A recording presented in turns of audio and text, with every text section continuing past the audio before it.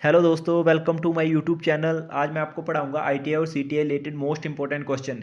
ये क्वेश्चन जो हमारे कंपटीशन एग्जाम के लिए भी इंपॉर्टेंट है, ठीक है। और ये जो है हमारे इलेक्ट्रीशियन फील्ड से रिलेटेड है, ठीक है। तो आज का हमारा पहला क्वेश्चन है, कोरोना के संबंध में निम्न में से कौन सा कथन सत्य है। ठीक है, ये बोल रहा है हमारा कोरोना के संबंध में निम्न में से कौन सा कथन सत्य है, ठीक है। और कोरोना जो ये हमारा वो कोरोना नहीं है, ठीक है। ये कोरोना जो होता है हमारा, ये देखने को मिलता है हमें ट्रांसमिशन लाइन में, ठीक है। ट्रांसमिशन लाइन में, ठीक है। ये ट्रांसमिशन लाइन में देखने को मिलता है जहाँ पर हाई वोल्टेज होती है, ठीक है। जहाँ पर हाई वोल्टेज होती है, ठीक है। ये कोरोना हमें वहाँ पर देखने को मिलता है, ठीक है। कोरोना हमें ट्रांसमिशन लाइन में जहाँ पर हाई वोल्टेज होती है वहाँ पर देखने को मिलता है, ठीक है। और ऑप्शन क्या बोल रहा है इसका? ऑप्शन बोल रहा है कोरोना महत्वपूर्ण विघटनकारी वोल्टेज से ऊपर शुरू हो जाता है। ऑप्शन बी बोल रहा है हमारा कोरोना महत्वपूर्ण विघटनकारी वोल्टेज से नीचे शुरू होता है। ऑप्शन सी बोल रहा है कोरोना एक धारा की समृद्धि है। और ऑप्शन डी बोल रहा है कोरोना ट्रांसमिशन लाइन की दक्षता को बढ़ाता है, ठीक है। तो सीधा बताता हूँ, सिंपल, ठीक है। कोरोना जो हमें कहाँ मिलता है, ये सॉरी ट्रांसमिशन लाइन में जहाँ पर हाई वोल्टेज होती है, ठीक है। सिंपल बता देता हूँ, ठीक है। जैसे मान लो ये हमारी तारें जा रही है, ठीक है। ठीक है, ये 3 तारें जा रही हैं, ठीक है। मान लो ये तीनों तारें जो हमारी कितनी वोल्टेज जा रही है, इसमें जा रही है हमारी 66 kV। यहाँ पर जा रही है हमारी मान लो 66 kV, ठीक है। तो इसमें भी 66 kV है, ठीक है। इसमें भी 66 kV जा रही है, ठीक है। इसमें भी 66 kV है, इसमें भी 66 kV है और इसमें भी 66 kV, ठीक है। तो इसके कारण पता है क्या होता है, इस कंडक्टर में जो हमारी इसकी मैग्नेटिक फील्ड प्रोड्यूस हो जाती है, ठीक है। इस कंडक्टर में मैग्नेटिक फील्ड प्रोड्यूस हो जाएगी, इसमें मैग्नेटिक फील्ड प्रोड्यूस हो जाएगी, ठीक है। और इसमें मैग्नेटिक फील्ड प्रोड्यूस हो जाएगी, ठीक है, ठीक है। क्योंकि इसमें जो हमारी क्या फ्लो हो रहा है, ठीक है। 66 kV वोल्टेज फ्लो हो रही है, ठीक है। जिसके कारण जो हमारी इसमें क्या मैग्नेटिक फील्ड प्रोड्यूस होगी, ठीक है। मैग्नेटिक फील्ड प्रोड्यूस होने के कारण जो इसमें जो हवा क्रॉस होती है, ठीक है, ऐसे हवा जा रही होगी जैसे, ठीक है। यहाँ पर हवा जा रही होगी, ठीक है। ये एयर जो होती है हमारी, ये इस मैग्नेटिक फील्ड के कारण एयर भी हमारी चार्ज हो जाती है, ठीक है। ये एयर जो हमारी चार्ज हो जाती है, ठीक है। क्योंकि एयर जो हमारी, जैसे मान लो ये तारे हैं, ठीक है। ये तारे हैं, ठीक है। इन तारों में से हमारी मैग्नेटिक फील्ड भी जा रही है, ठीक है। मैग्नेटिक फील्ड बन रही है, ठीक है। तो तारों में से जैसे हवा क्रॉस होगी, ठीक है, तो हवा भी वो हमारी चार्ज हो जाती है, ठीक है। चार्ज और डिस्चार्ज होती रहती है, क्योंकि हवा जो एक जगह रुकती नहीं है, ठीक है। तो हवा वो है हमारी जो होती है कभी चार्ज कभी डिस्चार्ज, ठीक है। ये चार्ज वो डिस्चार्ज होती रहती है, ठीक है। जिसके कारण जो ट्रांसमिशन लाइन के नीचे देखा होगा, ठीक है, जो ऊंची ऊंची लाइनें होती है, ठीक है, जहाँ पर हाई वोल्टेज होती है, ठीक है। तो वहाँ पर आपने देखा कि आवाज़ आती है, हिशिंग की नॉइज़ आती है, ठीक है। हिशिंग नॉइज़ वो इसी कारण आती है, ठीक है। तो इसी को हम कोरोना बोलते हैं, ठीक है। और सिंपल भाषा में आप डेफिनेशन लिख सकते हो इसकी डेफिनेशन, किसी कंडक्टर के चारों ओर एयर का ब्रेकडाउन होना कोरोना कहलाता है, ठीक है। किसी कंडक्टर के चारों ओर एयर का ब्रेकडाउन होना कोरोना कहलाता है, ठीक है। और इसका फार्मूला होता है सिंपल, ठीक है। कोरोना का लिख लेना, नोट कर लेना, ठीक है। कोरोना जो होता है हमारा, ये फ्रीक्वेंसी के समानुपाती और क्रॉस सेक्शन एरिया के विलोमानुपाती होता है, ठीक है। क्रॉस सेक्शन एरिया को हम ए से नोट करते हैं, ठीक है,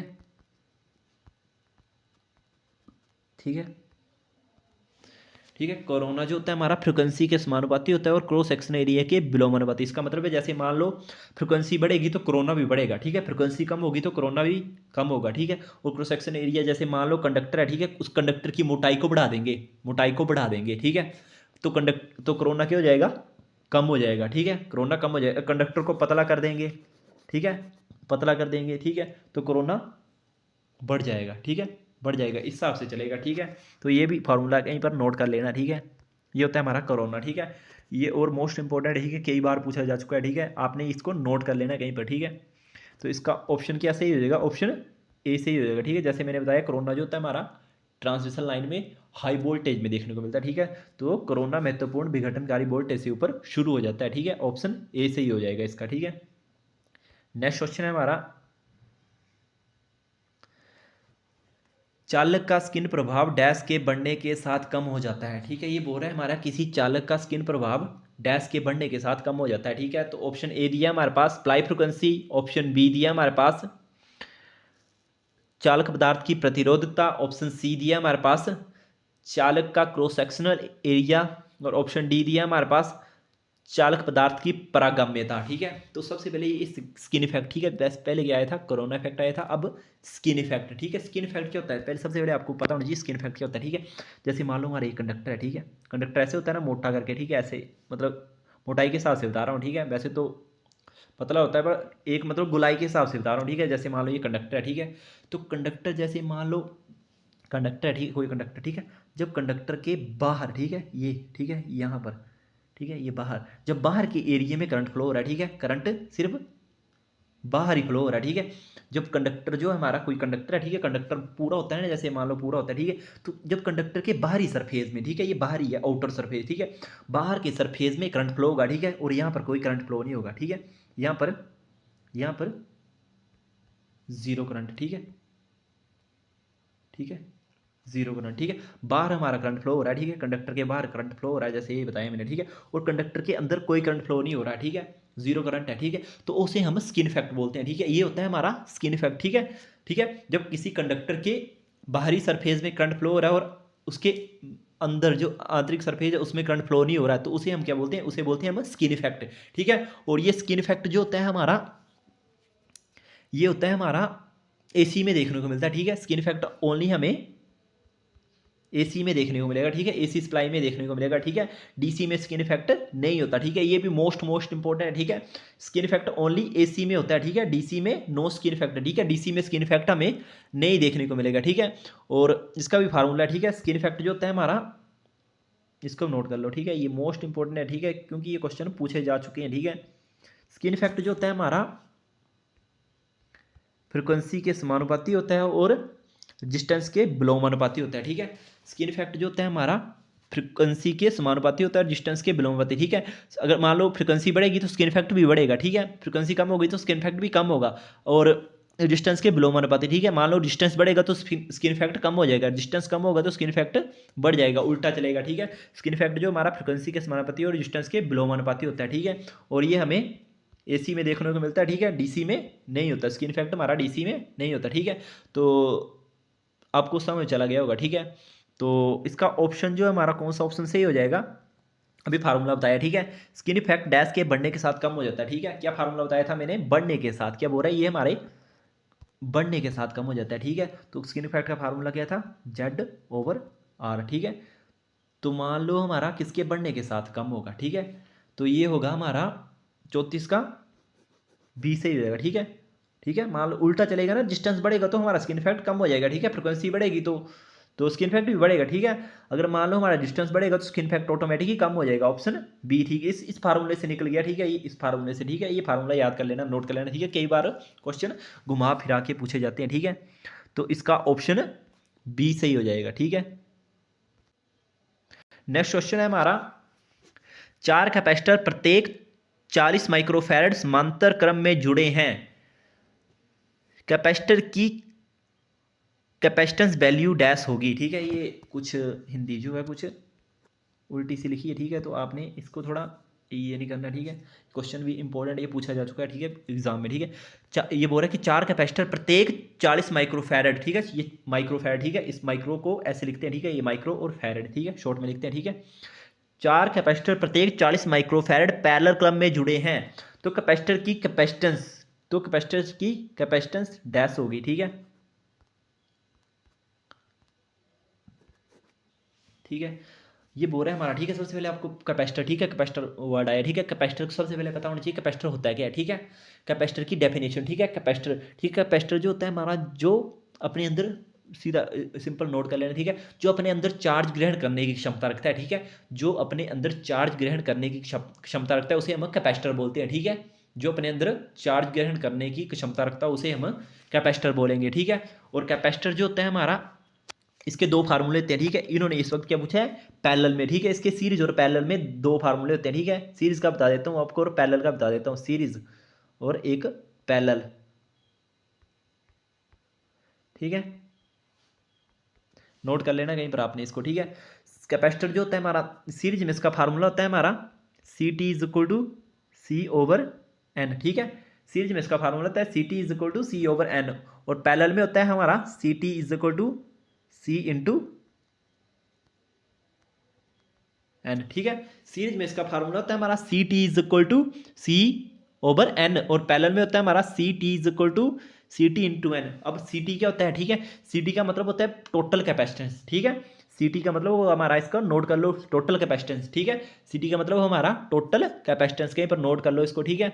और जो हमारा सी लिखा हुआ है, ठीक है, इसका क्या मतलब होता है, इसका मतलब होता है हमारा कैपेसिटर की वैल्यू, ठीक है।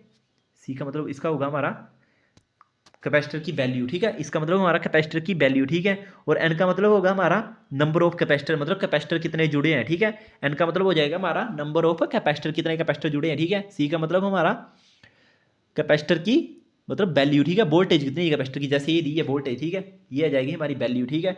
और एन का मतलब होगा नंबर ऑफ कैपेसिटर, मतलब कितने कैपेसिटर जुड़े, ठीक है, कहीं पर इसको नोट कर लेना आपने, ठीक है। तो इसमें जो हमारी दोनों फार्मूले आपने कहीं पर नोट कर लेने सीरीज और पैरेलल के, ठीक है। तो इसमें जो हमारा किसके लिए पूछा है, हमारा इसके लिए पूछा है हमारा पैरेलल के लिए, ठीक है। तो पैरेलल के लिए पूछा, ठीक है, पैरेलल का क्या था हमारा, पैरेलल का था हमारा C T is equal to C into N, ठीक है। तो इसमें जो हमारा, जैसे मान लो हमने ऐसे लिख देना C T is equal to C C, ठीक है। सी कितना दिया है हमारे पास, कैपेसिटर की वैल्यू दी है हमारे पास 40, ठीक है। और कैपेसिटर कितने जुड़े हैं, कैपेसिटरों की संख्या, ठीक है, 4 कैपेसिटर, ठीक है, 4 कैपेसिटर, क्या बोल रहा है, 4 कैपेसिटर प्रत्येक 40 माइक्रोफैरड, ठीक है, पैरेलल में जुड़े हैं, ठीक है।